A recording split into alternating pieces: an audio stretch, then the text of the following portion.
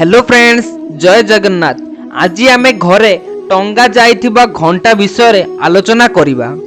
जदि सांग माने घंटा को ठीक दिगरे लगांती तेबे घर को सुशांति बजाय रही थाए। सांग माने जदि आपणकर घरर मुख्य द्वार किंबा कबाट उपरे घंटा लगा जाइछि कि तेबे एहाकू तुरंत खोली दियंतु एवं जेउठारे कबाट नथिबा कांथरे ही घंटा को लगांतु। यह न कले घरे कली एवं अशांति लगी रही थाए। हाँ सांग माने आपण माने के घरे बंद घंटा अछि कि तेबे सतर्क हुई जानतु। बंद घंटा को घर काढ़ी दियंतु, नहले घरे नकारात्मक शक्तिर प्रवेश हुई पारे। एवं घंटा को सब बेले पोछा पोछी करी सफा करी रखंतु एवं घंटा को सदा बेले फांका स्थान रे ही टांगंतु।